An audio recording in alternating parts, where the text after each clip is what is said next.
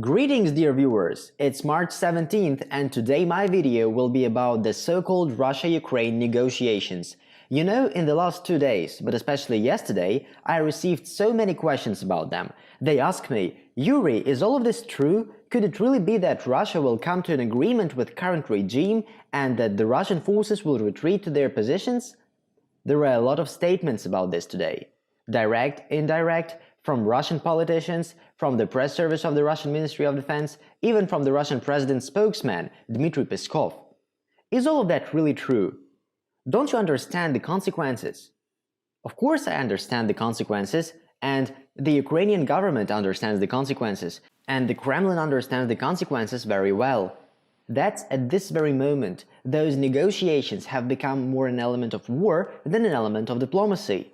To begin with, let's figure out why they are being conducted. If we carefully discard all the wrapping and see what goals and objectives are set by one or other side, everything becomes very clear. The main task of the Russian side is to organize humanitarian corridors through contact with Kiev. And it doesn't matter where the population will be evacuated from the cities that are primarily surrounded by the Russian army. In fact, a huge amount of the population in those cities is a big problem for Russia. Because at least at the beginning, people won't be able to work, but they still need food supplies, and the order also needs to be restored at the liberated territories. It makes a difference when you have a city with 300,000 or 400,000 people, and completely another story when you have only 200,000 people. Yes, they will come back later, when the life gets better there. And of course, the less problems cause the liberated territories, the easier it is to control them. This is the first point. But there is also a second point, an external one.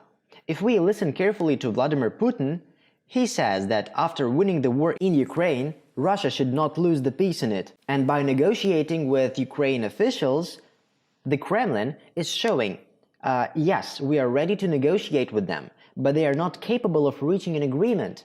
Exactly the same strategy that has been presented in all that useless, meaningless negotiations over the years regarding the implementation of the Minsk agreements. Do you think the Russian side did not understand that they would never be implemented?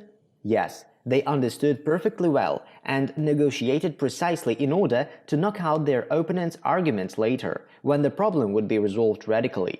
We tried to negotiate with them. We tried to explain our position. But they just were as stubborn as mule and didn't make any concessions. And that is what Moscow is primarily interested in today. No one there takes seriously the possibility of reaching an agreement with the Ukrainian regime. The Kremlin is making use of these talks to ensure that it does not lose the war for peace after it wins the war for Ukraine. But what do the Ukrainian officials say?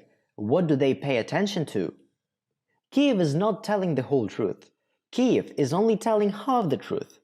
Ukraine tries to look good at the talks. It wants to show that it puts pressure upon the Russian position, that Ukraine is not giving a thing up and may soon reach peace. The only purpose of all that speech is to mobilize the population of the country and to go on with fighting. Another purpose is to show that the Russian point is weak while the point of Ukraine is strong, and as they say, they should pull themselves together one more time and defeat the Russian military for good. The keynote we hear from Kiev says that they are discussing the Austrian, the Swedish-like future of Ukrainian armed forces, that they are talking about the neutral status of Ukraine.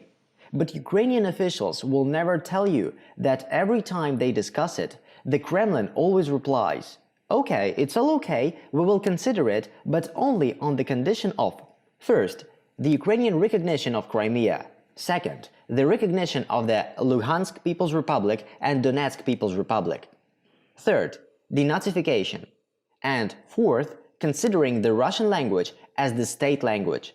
And Ukrainian officials do not discuss those options. They are simply not going to discuss them. However, they forget to tell the population of Ukraine that without discussion and acceptation of those positions, there will be no future. All they say in point 1, for example, the Swedish or Austrian-like model of the Ukrainian military, the neutral status, and so on, it's all nonsense.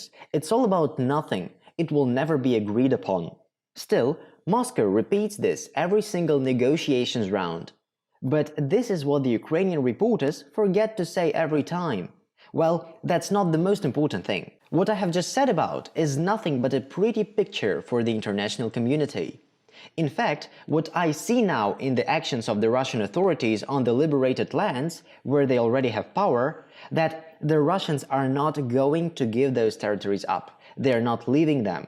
Those territories will never again become part of any Ukraine that is in fact anti-Russia, even if this very Ukraine anti-Russia pretends to be peaceful for a while. Moscow is very well aware that leaving and giving the lands up would be a failure and defeat. And Moscow keeps meeting for the negotiations with the Ukrainian authorities, and at the same time gradually takes control of the Ukrainian lands.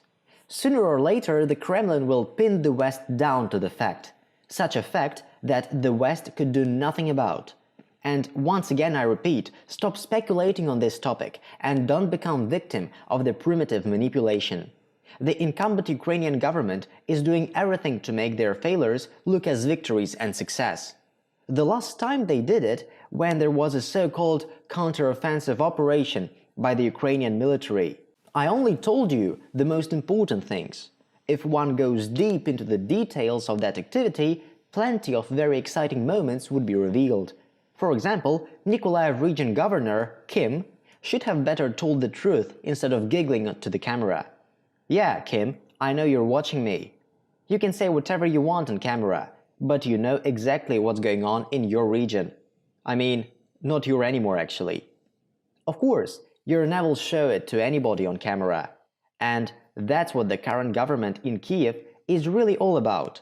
They are scared of the future. They are scared of the future in which the people of Ukraine will stop believing them.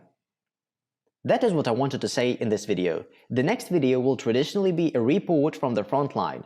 Goodbye for now and look forward for the next video.